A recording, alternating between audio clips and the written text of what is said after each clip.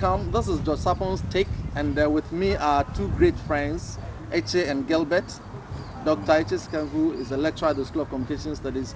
Before then, he was a very active practitioner in the media. Gilbert Tieta is also a lecturer at the school. He also worked as a programs officer at the Media Foundation for West Africa. And I'm glad to have these great friends with us. We've been talking about media and peace building. We've shared some perspectives from outside historically, some conceptual issues. We are getting closer and closer home about the experience in Ghana.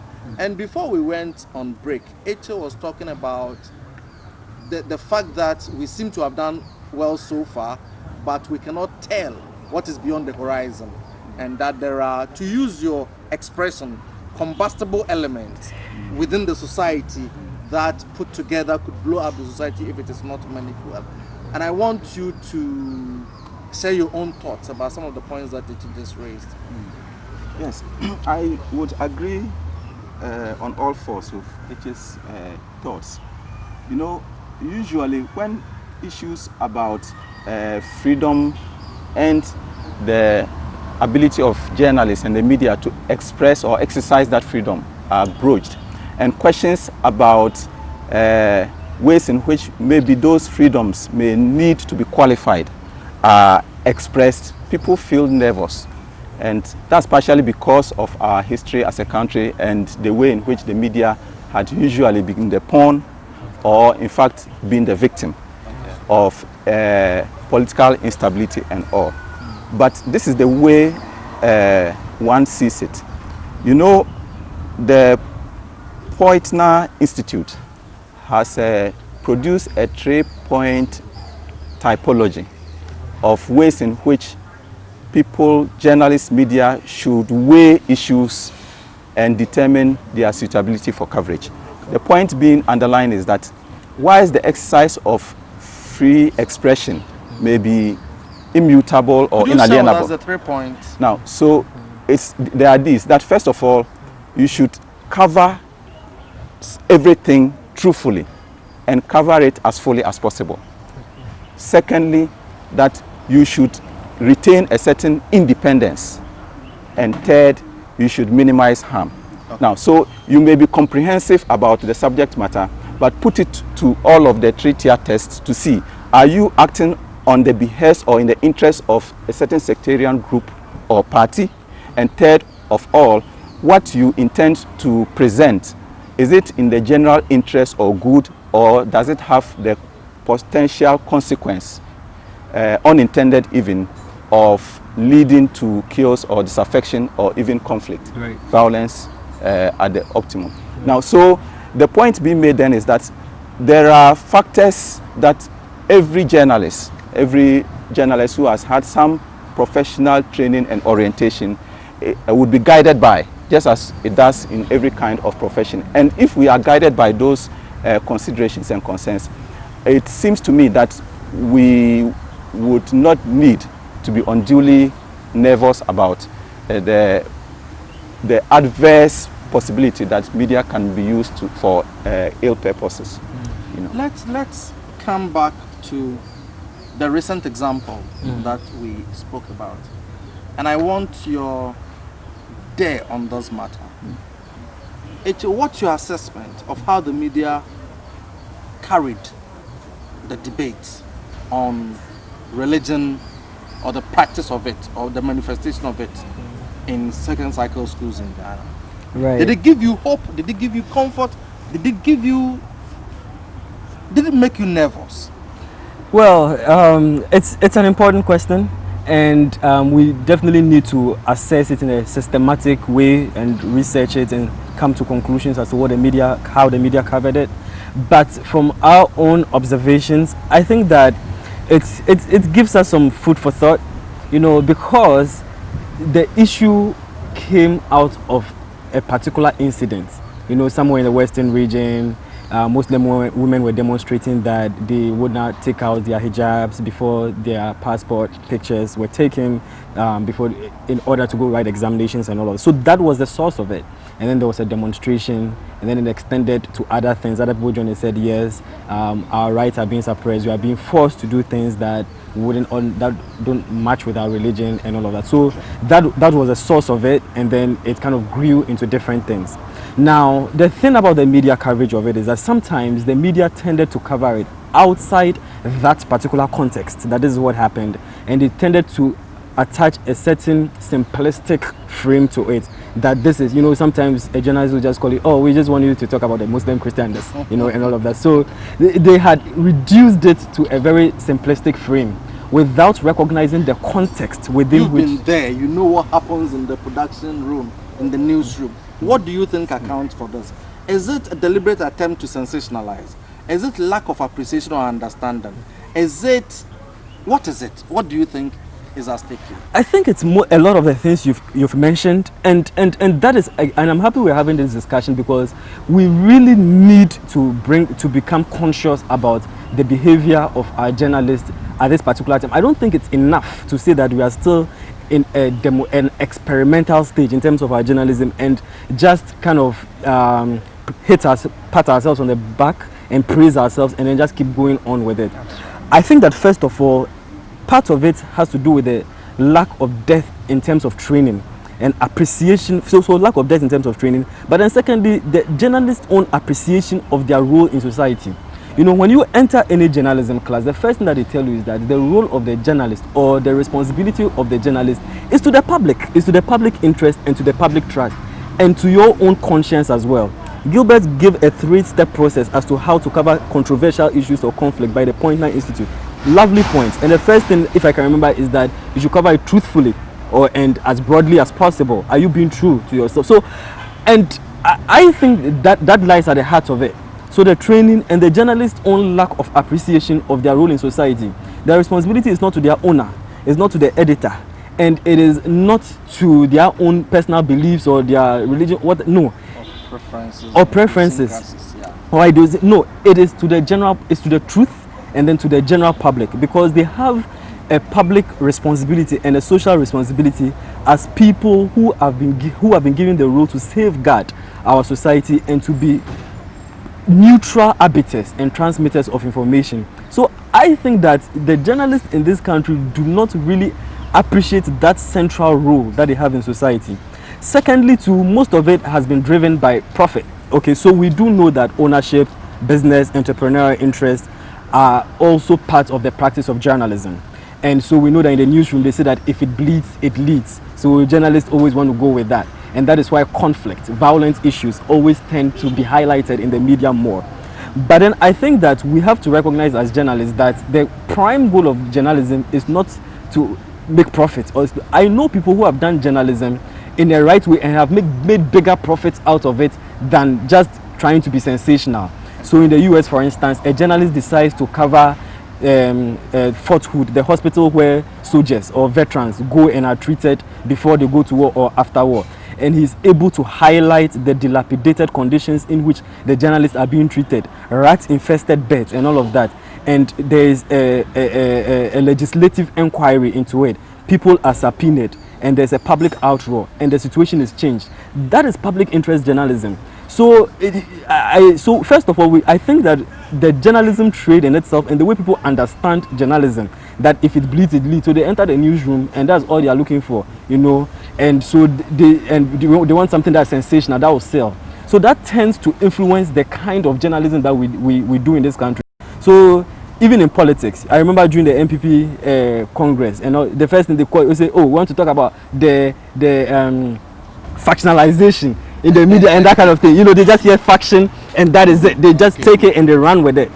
But then I think that they have to appreciate, their public interest role and know that things have to be done in context and that they do have a responsibility, in the society to be neutral arbiters and to be a force for good rather than to be a force for bad, Gilly, what's your take on this? Yeah, I think I generally agree with H's sentiments. I would also need perhaps to complement your organization, the Media Commission, for its timely intervention and caution. I think it helped to stem the tide of a certain process towards a slippery slope that could have aggravated the issues beyond what they really are. You know, and the concern is legitimate because, you see, the fate of our media also is this sharp bipartisan divide, and the intent and interest of different partisan groups to seek to make mileage of every issue. So depending upon who is expressing a certain sentiment, merely based upon who they are, you will have a counter position, and then you will begin to see that people are trying to aggravate and perhaps even sometimes distort and create disinformation about your original position. That's the reason that people depart from the issues. Now, if we are going to stay on the straight and narrow, and if we are going to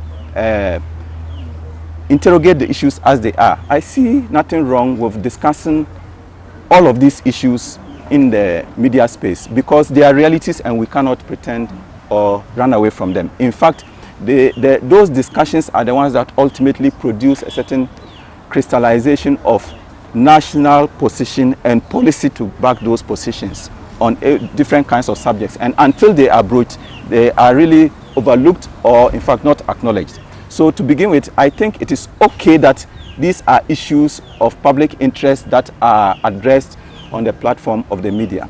The concern is to bring attention to the sensitivity that we must exercise, especially on issues such as ethnicity and religion, these issues that are able to work people up into a collective frenzy, and which, if you left them to their people's individual sentiments, because they are not feeling collectively that sentiment, perhaps it is society generally is not affected. The role of the media then becomes to create a certain collective mood of threat, and when people feel threatened, then the survival instinct is to try to defend themselves. And when people begin to pitch fixed positions, especially on such questions that go beyond rationality, then the role of the media becomes to be the arbiter, to stand in the middle and to attempt to draw attention to implications or to the issues, and to try and douse whatever undercurrents of conflagration there might be. That's the way yeah. Very great thoughts, but I want to ask a self-serving question as a regulator. Looking at the situation in Ghana now, do you think it requires regulatory intervention, or you believe that it's a self-writing process, it's a self-correcting system that needs to be allowed to grow on its own? The self-writing process, I don't think we have the luxury to afford. You see, because the media, and especially in societies such as ours, are very central to the nation state and its fate. There may be regulation. One will start with self-regulation, and I know this is a touchy point when people mention regulation, especially considering where we have come from. But I will start with self-regulation, but it necessarily also includes the regulation of a certain external agency in order for the very right to be fully and fruitfully exercised. I mean, my analogy would often be to cite the example of, say, traffic regulatory systems. Now, unless there are traffic regulations, unless there's the traffic light to signal that you should go and you should stop, your right to use the road may be significantly circumscribed. Now, so the point being made is that regulation is not necessarily always counter or adverse. It may well be in order to enable the larger exercise of those rights. So I will mention first regulation, and I will be less nervous about the insistence on regulation. You know, there's no media system, no country, even the most HS America, even there is regulation and order, because then it is a flip side of your right to freedom. You see. I mean, now, secondly, yes, in democracy is law and order. It's law and order. Yeah.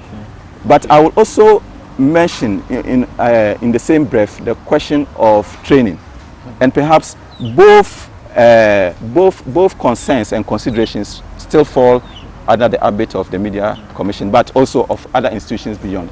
Because you see, training is what brings a certain consciousness about what you are doing as a profession, and about the necessary ethical and moral codes that govern what you are doing as a profession.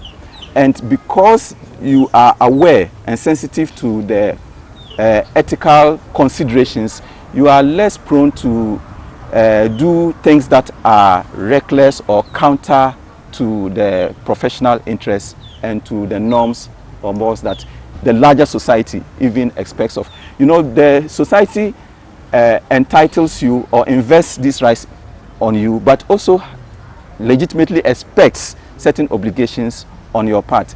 When you begin to derogate from it, the entitlement also consequently in similar proportion begins to also erode.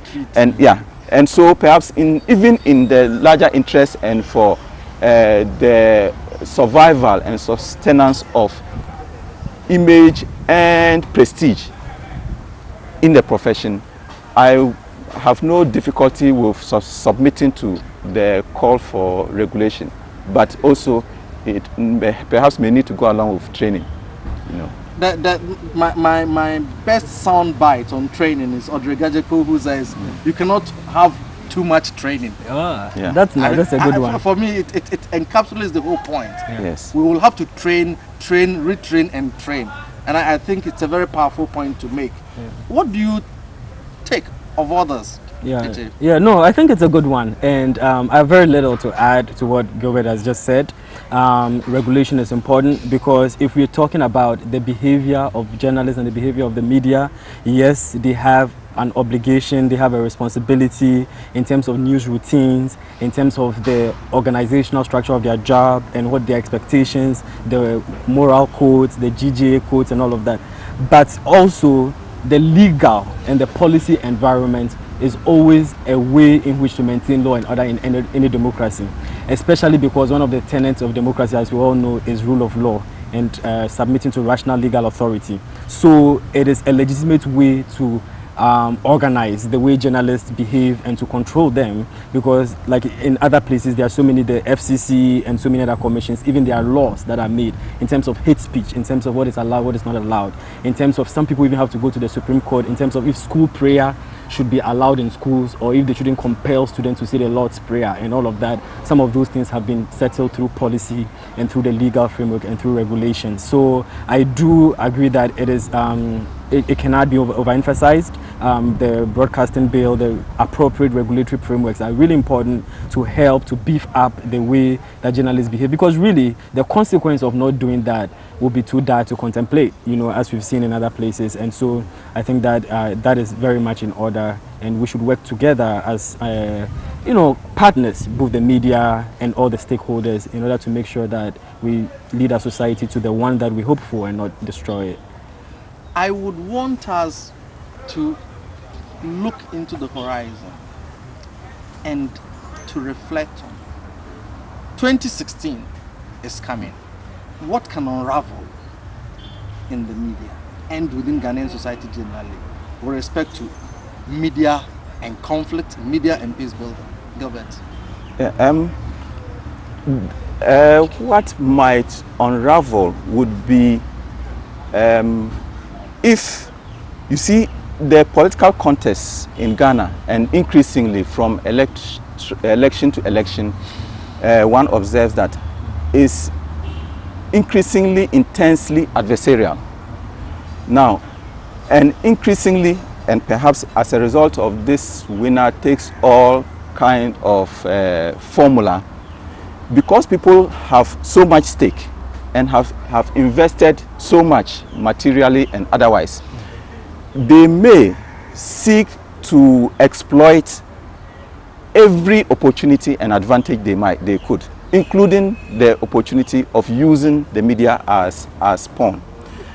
What would therefore be required would be a certain continuous education and sensitivity or sensitization of media practitioners to their key role and the difference they can make in this kind of equation, so that they are not, so that in that case, if it is inadvertent, they are not inadvertently exploited.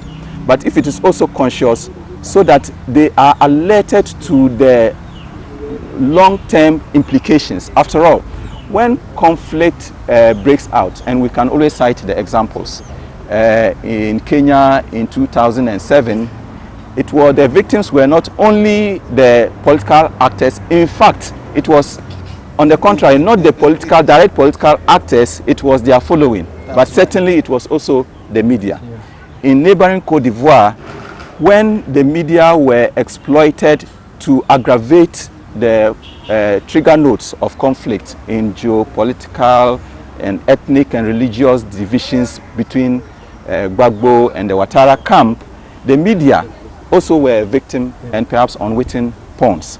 Now, therefore, in Cote d'Ivoire, I think they were active participants. Right. Well, in fact, you are right, because the nature of the Ivorian media is that it is blatantly partisan. In fact, they are owned by political parties and you recall actors. one of our publications at the Media Foundation? Yes, I do. Zongo Giwa, where almost every journalist we spoke to said, Je suis proche d'eux. Yes. I'm close to. And we would mention yeah. the political party that they are aligned Oh, okay. to. I see. It's a very partisan media, and one could very easily tell. Anyway, I'm sorry. Yeah, no, that's fine. No, but yes, it's a useful example to draw attention to. But so the point being made is this: much could unravel if people feel increasingly that there is also much at stake, and if the alternative cannot be entertained. Perhaps what we need to draw attention more to is the role of the media in diffusing those tensions as they build up. And the media does certainly have a central role to play in that regard, to refuse to be used and rather to determine to play a key and constructive role. And if we are able to bring consciousness to that mandate and role, I think we will have not too much to fear. This is George Sarpongs' take, and of course I'm George Sarpong. With me are Dr. H.A. Skanku, a lecturer at the School of Communication Studies, and the very experienced journalist himself. Gilbert Theater, doctor, is also a lecturer at the School of Communication Studies and worked as a programs officer at the Media Foundation for West Africa. We've been talking about media and peace building, an issue that my friends are extremely passionate about, and they have also examined in great detail in their own work.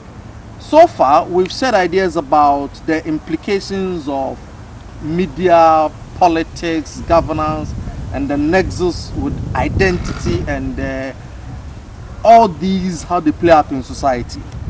In this concluding part of the discussion, I want Eche to take up where Gilbert left off, about what are some of the things that we can do to help improve the state of the media. But before then, Eche, I want you looking into the future, looking into just 2016, what can unravel?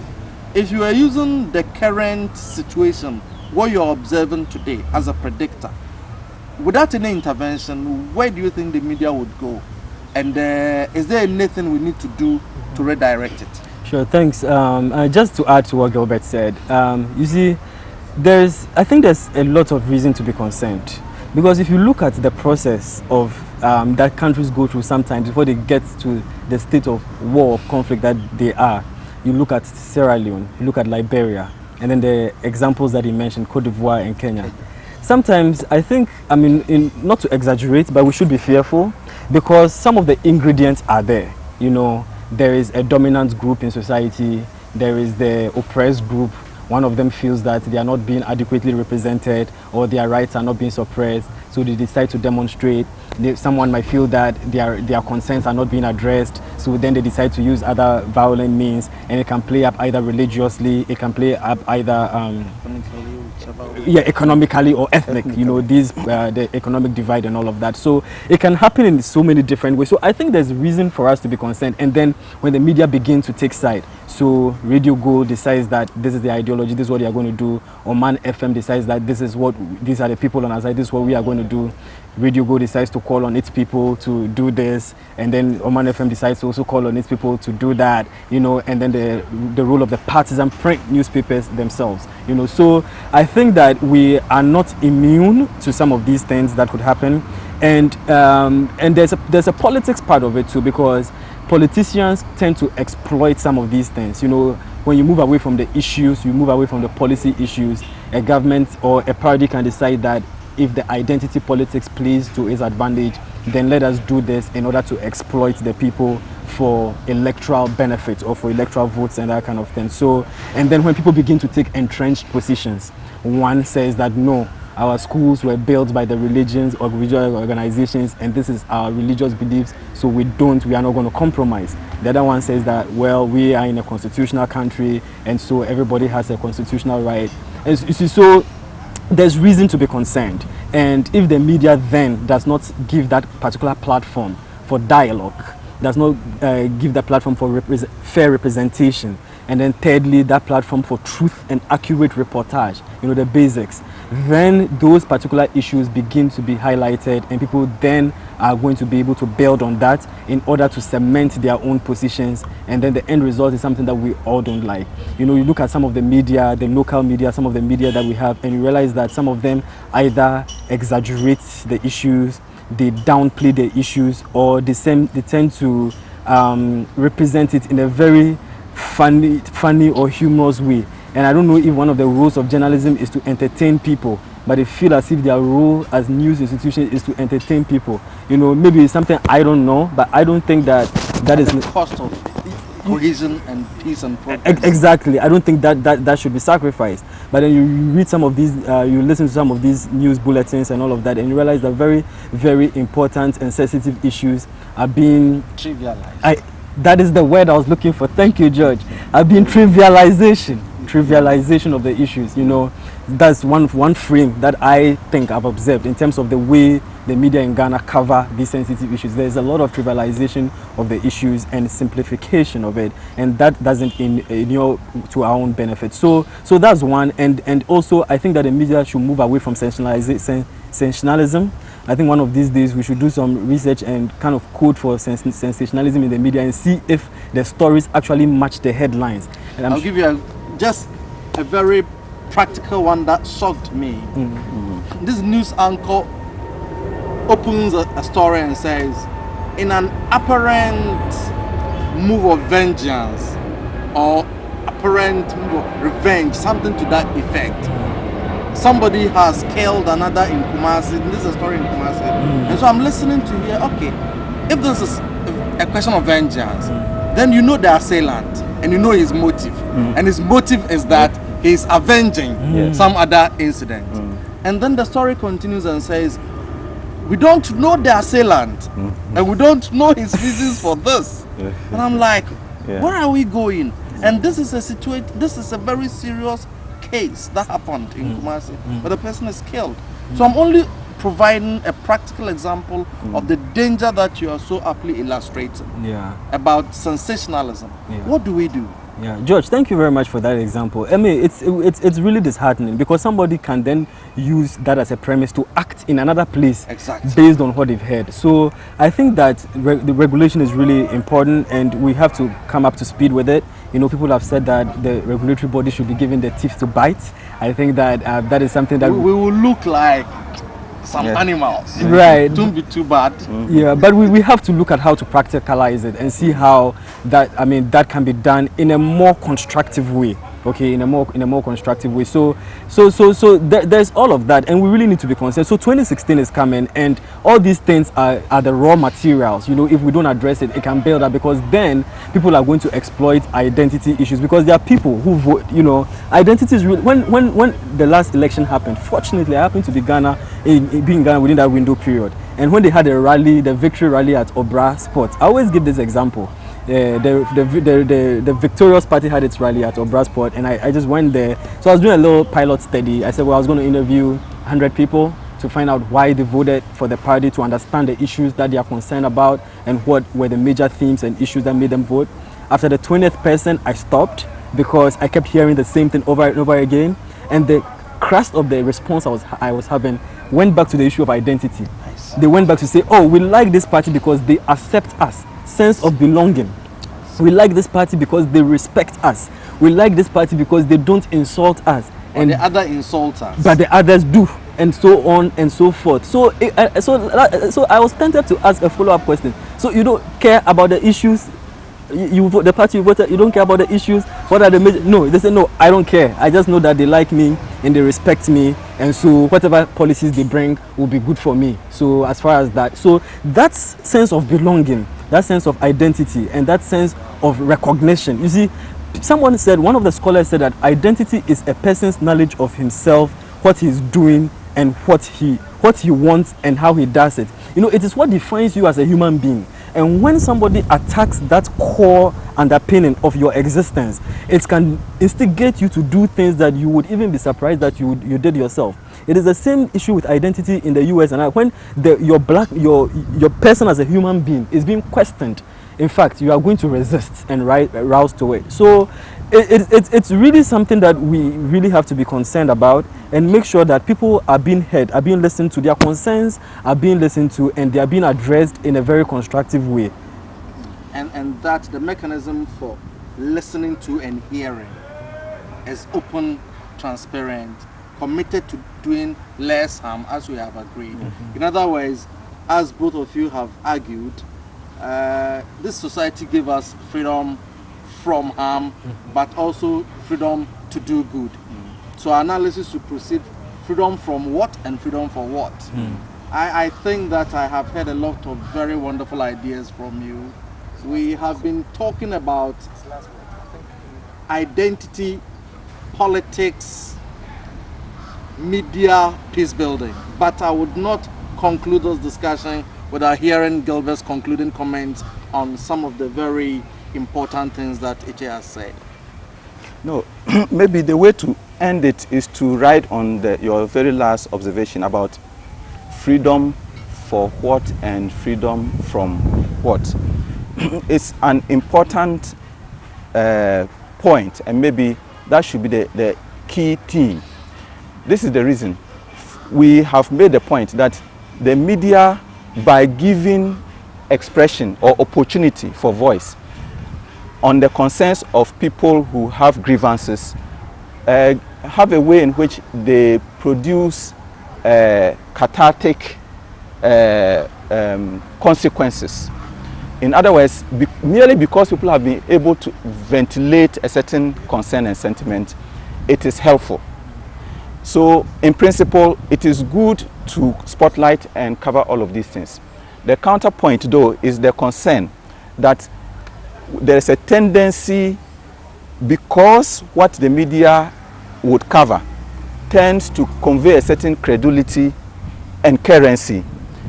If it is sensational or if it is misrepresented, well, to the extent that it carries currency and credulity, the public would assume the same kind of sentiment. And so perhaps the way to deal with it, in my mind, would be what we have just begun for society and led by the regulatory authorities and so on, to collectively determine what is right and wrong, and to collectively repudiate what they think is wrong. If collectively society refuses to tolerate certain breaches, it becomes difficult to do what is the aberrant. But if people are permissive over time, again, you unconsciously slip down the road to anarchy and chaos and violence, and conflict will be up on our hands. We are no different in essence from all of those countries that have been assailed by all sorts of conflict, and the role that the media played in that account. These are extremely insightful concluding comments. I want to thank you both for sharing time with me and we want to conclude by just repeating what both of you have said so brilliantly, in my view, that the media have served our society well. There are concerns about the direction that we are going. If we choose the right path, we would get to a good destination. The alternative is unthinkable and unacceptable. But there's a certain collective action that all of us need to imbibe and undertake in order to reach the right destination. In doing that, we need to keep our eyes on some of the key ingredients that can pose danger to us. The key thing being our sense of identity and how we play that up in our politics, knowing that it could either be good or evil. Whichever way we look at it, the media's own understanding of the complex nexus existing between these issues is key to our progress. And I want to thank you very much for coming. Once again, you've been listening to Eche, a lecturer at the School of Communication Studies and a long-time practitioner in the media, and his colleague Gilbert Tieta, also a lecturer at the School of Communication Studies. My name is George Sarpong. This has been my take. My name is George Sarpong. I happen to be the Executive Secretary of the National Media Commission. I'm a journalist and a lawyer, and I have the great privilege of being with you for this discussion. We are going to talk about media and peace building, and I have a great privilege to have this conversation with two friends that I have great respect for. Brainy, sharp, but also extremely committed to Ghana. Let me introduce you to Dr. Gilbert Tieta on my immediate left, lecturer at the School of Communication Studies, and our brother Dr. Eche Skanku, also a lecturer at the School of Communication Studies. Eche did a lot of journalism practice before he went into academic work. Gilbert also worked with the Media Foundation for West Africa, where we almost shared a desk. So we go back, way back, and we want to share with you some of the private conversations we've been holding about media and peace building in Ghana. This is George Sarpong's take, and with me are two friends, as I said, Eche and Gilbert. To begin the conversation, I want us to share with our people in Ghana some of the work that the two of you have been working on. Eche, you did a study on the construction of identity in politics, and I would want you to talk briefly about that. But I would also want Gilbert to share with us some of the insights that he learned from a study that he led for the Media Foundation for West Africa in 2000, which was eventually published as Politics in the Airwaves, for the perspectives that they share on these issues. So, Eche, let me start with you. If you could talk briefly about this work that you did. Okay. Thank you very much, George. It's a privilege for me to be on the same platform with you. So the work that I did was basically my dissertation for the doctoral program when I was in Iowa. And it was at a time that the US was going through a very transitional period, we all agreed was a very transcendental moment in their politics. For the first time, a black person had been elected as president. And if ever there was any time that Africa came up in a US election, this was the time. Africa had never featured in a US election the way it had been. And so my interest was generated because the question was, how did somebody with African descent get elected as the most powerful person in the world, the leader of the free world? And we know that in a country which has a lot of racial fissures, in a country which is seen as a melting pot, identity, race, and ethnicity are very central issues when it comes to their politics. You know, someone actually said that identity is the bedrock of presidential politics in the United States. And so the question that comes to mind, how did Obama, not just as an African American, but somebody who has kind of direct links with Africa, appropriate his identity as a tool for political community? So I was just interested in this sort of issues. And if we look at our own scene here, we do know that we have our own issues with ethnicity, race, and of course identity in politics. So the point is that identity has always been central to politics. Now, when I apply it to the work I did, and in explaining the role of identity in politics, first of all, we know that identity is mostly a sociological issue. And so it has been explicated in so many ways. There's no one definition of it. But I think that the central issue with identity is that it is seen as a sense of self-belonging and group membership. So there are three ways to think about it. First of all, a person's individual conception of self. Then secondly, people have said that identity is socially constructed. And then thirdly, we know that identity is also fluid. It changes over time. Today you may be this, another day you are married and you have a baby. That's so right. your identity changes. You know, so it is situational, it is fluid. When we think about identity as an individual self-concept, it is important because it gives meaning to the person. It gives the person's confidence. It gives the person self-agency in order to have that self-conceptualize. This is who I am. And then based on that, the person is able to act.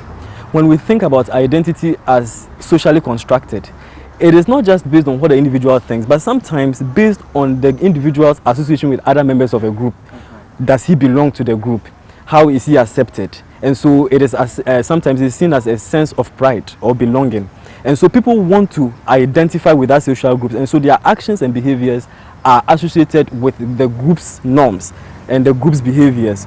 Then lastly, there's the situational or the fluid identity, which is identity that changes based on different things that happen to a person. So maybe your religion changes, and so all of a sudden it affects the way you see yourself and the way you act. You know, so these are ways in which identity can be understood, and the understanding of identity based on these three ways also influence politics. Because let me just cut you in there, okay, so you can help us quickly round us up. Okay. You studied Obama. Sure. As African or African American, African descent, whichever way you construct him. Right. What's your conclusion of this? Was he doing this to distance himself from his Africanness in order to strike a greater chord with the majority of Americans? Was he constructing himself within the milieu of Africanness in order to gain some advantage? What was your finding from that? It's interesting that you mentioned that, but for me, my finding or my conclusion was that he did not run away from his African identity. He accepted it and he appropriated it in a positive way, which was very different, because the way in which blackness or Africanness has been seen, or the perception about it in Western conceptualizations, whatever, is negative, stereotypical way, and in a very bad light. You know, black, bad, poor, criminal. You know, in a very negative light. And so you would think that he would rather run away from it. But the reason why he became a mystic or interesting figure was that he did not. You know, he would always say, my grandfather grew up in Kagelo in Kenya in a tin roof shack herding goats. It's like the third thing he will say in so many of his speeches and stuff. So my conclusion was that he used or appropriated Africa in a redemptive frame or in a positive light. For the first time, the image of Africa was being represented in a positive way. So, but that has lessons for identity, because he did not run away from his identity. He accepted it, he embraced it, and used it as a positive tool. So in a sense, a minority group in any community has a positive way first to accept itself, right, and to reconstruct that self in a manner that is generally acceptable. But that's a very positive frame you show to us. What we have seen in Ghana, if you were to transport that reality to Ghana, right, the discourse is more about how we construct our identities, particularly in relation to religion and ethnicity, in a very exclusive way that excludes others, right, and seeks to gain privilege and share privilege within that community of our identity. right. And therefore it rather generates tension. How do you, first of all, do you agree with this kind of assessment, and then how does it measure up to your own conclusions about the United States that you studied? Right. Yeah, I do agree with that assessment, that yes, identity can become a source of contestation. It can become a source of conflict. It can become an issue of controversy. I do agree with that a lot of times, because the very notion of identity defines one group as in and one group as out. And I'm saying that Obama was of interest to me because he used it in a very different way, but historically it has actually been used in much a similar way as we've seen in Ghana. Historically, it has been seen in a negative way in the US to define who is the dominant group, that is the white, and who is the other group, where other means negative, different means negative or inferior. So yes, I do agree that within our own situation in Ghana here, sometimes the issue of identity can become a source of conflict, and we've seen that in Rwanda. We've seen that in other places. We will let you hold on there, because I want to hear from first Gilbert what do you make of this whole complex analysis of identity and politics from the examples that it gives us from the US and from your own observations here? Yes, George, I think when I hear Eche, the conclusion I will have to draw is that identity per se is not what is at fault. It's the way that you exploit and use it. So that the same issues that he refers us to and draws our attention to the positive way in which Obama was able to exploit them. If you recall, Mitt Romney, Obama's rival in the elections, at a private fundraising activity that was supposed to enable him reach out to who his key constituencies were also, and they happened to be the business moguls, the rich, and the upper class. Now, nobody quarrels about that, and everybody understands and accepts that attribution. But within that context and in the privacy of his discussion and engagement, he then made stark claims or revelations, if you like, about his real attitude towards those who will not vote for him but will vote for Obama. He said that there were some 47% who, whatever you did, would not vote for you. And yet they felt a certain sense of entitlement and an expectation that the government should, so more or less non-tax paying, non-income tax paying freeloaders who, on the other hand, will not vote for those people who are strivers and who, thanks to the labor of their work, they would have something to eat. Now, so it is precisely those negative and adverse comments that people took issue with. Not necessarily, for example, his identity with the rich and the bourgeois and powerful. How do you transport that into our own observations in Ghana? And I would want you to situate those within the context of the empirical study that you did in 2000 about politics in the airwaves, and I thought that it was a very creative and poetic way to title the work. What did you find in this work, particularly in relation to the different communities of Ghana, the different radio stations, and how they exemplify some of these complexities that we are discussing? Okay. Yeah, I don't think there were any extraordinary or surprising revelations in that study. What happened was this. Now, so on the back of the idea that the media and radio in particular had been instrumental in our return to multi-party democracy and in watching and safeguarding, you know, this new democratic experiment, one wanted to find out the ways in which the radio stations that we used, about 7 or so of them, in the study, were in the election year helping or hurting, as the case might be, the electoral contests on the platform of ideas and so on. But what one discovered then, to answer your question directly, was that proximity of the station to a community or region that, as you well know, our politics are quite fairly institutionalized within certain clusters or constituencies of interest, regions, ethnicities, and so on.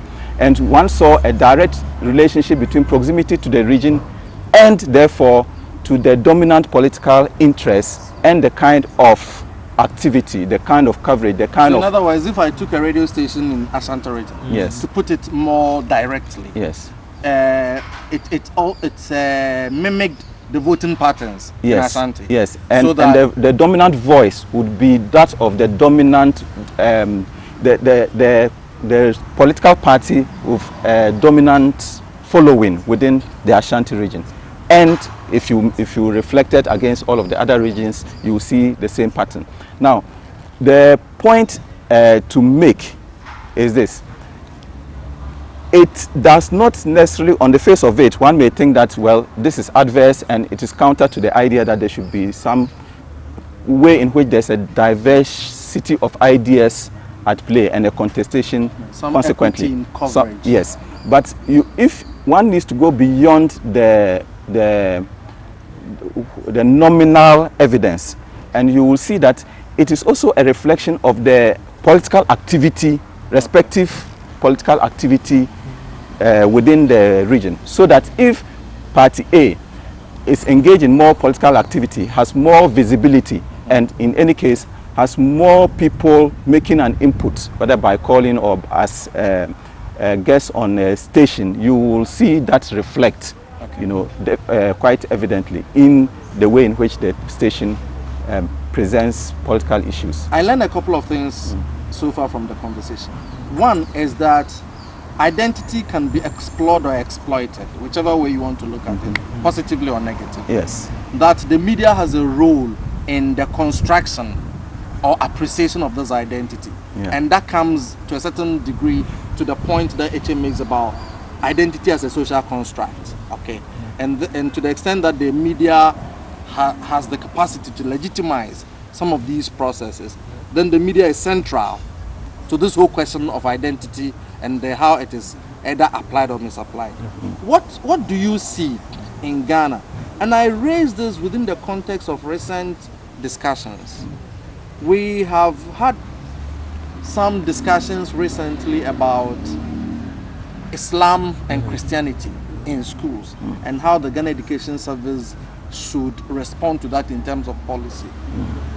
If we put on a little more courage, we have had discussions in this country in which people, for example, had alleged that some communities in Ghana were overrepresented in certain institutions. They've mentioned the military, they've mentioned the police in the past. Fortunately, we don't have that discussion now. I just hope that either there is an understanding, if that reality is true, there's an understanding why that reality is true, or maybe there is more diversity. Whichever way it is, I'm happy that it's not a source of tension. But anything that has happened before can happen again. How do we see the media in this whole enterprise? And is the media negative? Is it positive? Where do we stand? Maybe let me start with Eche. Okay. Well, true. The media does have a role to play because it is part of the socializing institutions of society. There's the family, there's the school, there's the church and all of that. But part of the process of political socialization, part of the process of democratization, as Gilbert had said, the process of democratizing the role of media, okay, and what they are doing, are they helping or are they being a negative influence and that kind of. So yes, agreed, the media does have a role to play. But if you look at it within our setting and our context in Ghana, I think that the role of the media has not been, in terms of being an instigator for conflict, okay, has not been recognized as much as it should be. Probably because of the history that we have had our own history of violence, but it has not escalated to the level that we've seen in other countries. And so there is this, and you've given some examples historically of the probable ethnic tensions that we might have generating from some of the social situations that come into the social reality. I get a sense that you are building towards a safe zone to say, so far it's been safe. Is that the point? Absolutely. So far it's been safe. It has not escalated. But then you've also said that no, there is enough grounds or enough reason for us to be concerned, because within our social and our political system, these are the things we've seen so far, and we've got to take care of it. We've got to take notice of it. Otherwise, other things can happen. And that is true because we've seen that happen in other places. So as far as that is concerned, then the media comes in. So what do we do? I think that in the first place, as we've seen in places like Rwanda, where radio or the media can be used as a tool, not just, it's not often used as a direct causal effect, but then it can instigate people, and it can also draw people's attention to be emboldened to do certain things. Let us go out there and kill those cockroaches. You know, the RTML said, you see, in the Balkans, for instance, the same thing, radio and television was used in the same way to give a certain legitimacy to violence. So people felt more comfortable perpetuating it and that kind of thing. So I think it is in that sense that the media have to recognize that they do have both a public and a social responsibility to play in making sure that they do not perpetuate any attributes, beliefs, stereotypes, identity, racial, ethnic features that might instigate people to act in a certain violent way. So it goes back to journalism 101. What is the role of the journalist in terms of fair representation, in terms of being a platform for both intelligent and intelligible discussions, in providing a platform for dialogue, construction, and that kind of thing. We'll take a break, and the break is also to enable us to chew on these deep thoughts you've shared with us, and when we come back, Gilly, I would want to hear your voice on some of the critical issues that Eche has raised. Thank you. We'll be back.